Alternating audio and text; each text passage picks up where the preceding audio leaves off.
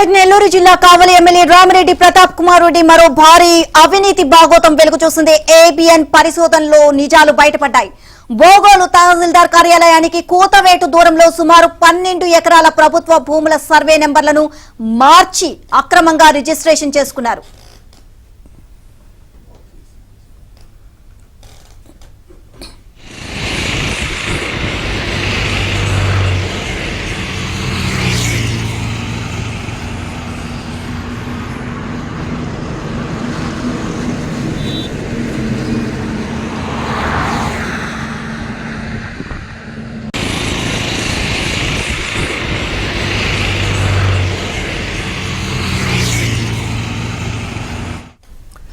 వాటిక కలకత్తా చెన్నై జాతీయ రహదారిని ఆనుకుని ఆ భూములున్నాయి. ఏకంగా ఆ భూములన్నీ ఎమ్మెల్యే తన కుమారుడు రామిరెడ్డి బాలసాకేత్ రెడ్డి పేరు మీదనే రిజిస్ట్రేషన్లు చేయించుకోవడం అందరినీ ఆశ్చర్యానికి గురి చేస్తోంది. ఇనాం, పోరంబోకు, కాలువలు, రహదారుల స్థలాలన్నీ ఆక్రమించారు. అక్రమంగా రిజిస్ట్రేషన్లు చేసుకున్న ఆక్రమించిన భూముల విలువ 12 కోట్ల రూపాయలకు పైమాటే. అది మునక ప్రాంతమని తెలిసి నుడా అనుమతులు లేకుండానే లేఅవుట్ వేశారు. అందుకు అక్రమ గ్రావెల్ వినియోగించారు. Mahachandi Green City, Bogol Mega Venture పేరుతో ఎమ్మెల్యే తన ముఖ్య అనుచరుడితో కలిసి యథేచ్ఛగా అమ్మకాలు మొదలుపెట్టారు. పెద్ద ఎత్తున ఫిర్యాదులు అందుతున్నా రెవెన్యూ ఉన్నతాధికారులు సైతం పట్టించుకోవడం లేదనే ఆరోపణలు వ్యక్తమవుతున్నాయి.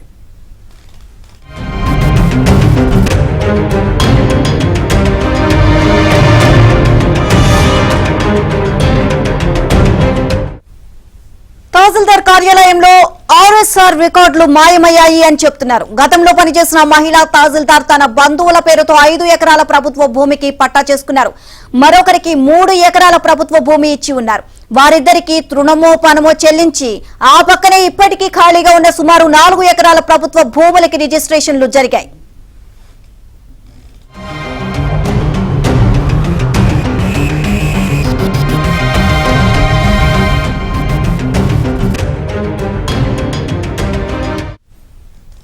ఇక గతంలో తనకి ఎలాంటి లేఅవుట్లు లేవని, ఆరోపణలన్నీ అసత్యాలని ఎమ్మెల్యే రామిరెడ్డి చెప్పుకొచ్చారు. మరిప్పుడు ఏకంగా ప్రభుత్వ భూములని తన కుమారుడు బాలసాకేత్ రెడ్డి పేరుపై రిజిస్ట్రేషన్లు చేసుకోవడం అందరినీ ఆశ్చర్యానికి గురి చేస్తోంది. ఇక ఇదే విషయానికి సంబంధించి మరింత సమాచారాన్ని మా కరెస్పాండెంట్ మహేష్ అడిగి తెలుసుకుందాం. మహేష్, పూర్తిగా దాదాపుగా 12 కోట్ల రూపాయలు విలువ చేసే ప్రభుత్వ భూమిని ఆక్రమించారు. దీనికి సంబంధించిన డీటెయిల్స్ చూస్తా ఉన్నాం. పూర్తి ఆధారాలు ఏబిఎన్ చేతిలో కూడా ఉన్నాయి. మీ దగ్గర ఉన్న సమాచారం ఏంటి? పవన్ కావల్లో ఎమ్మెల్యే రామిరెడ్డి ప్రతాప్ కుమార్ రెడ్డి అరాచకాలు రోజు రోజుకి కూడా హెచ్చుమెరుతున్నాయి, ఒక్కొక్కటిగా వెలుగు చూస్తున్నాయి. ఏబిఎన్ పరిశోధనలో అనేక అంశాలు బయటకు రావడం జరిగింది. ప్రధానంగా చూస్తే బోగోలు అనేది ఒక జాతీయ రహదారి పక్కన ఉండే ప్రాంతం. కలకత్తా చెన్నై జాతీయ రహదారి పక్కన ఇక్కడ చాలా వాల్యూ భూములు కూడా దాదాపు ఒక్కొక్క ఎకరా ₹1 కోటి వరకు కూడా, 1 నుంచి 2 కోట్ల వరకు కూడా అమ్మకాలు సాగిస్తూ ఉంటారు.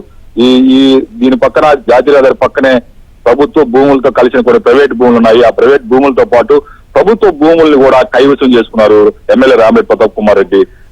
ఆయన కేవలం ప్రభుత్వ భూముల్ని ఆక్రమించడమే కాదు, చివరికి కొంతమంది ప్రైవేట్ వ్యక్తుల దగ్గర ఎవరైతే గతంలో ప్రభుత్వ భూములు పట్టా పొందున్నారో వాళ్ళని బెదిరించి భయపెట్టి తక్కువ ధరకు తీసుకొని దాన్ని ఏకంగా తన కుమారుడు సాకేత్ రెడ్డి పేరు మీదే రిజిస్ట్రేషన్ చేసుకున్నటువంటి వైనం.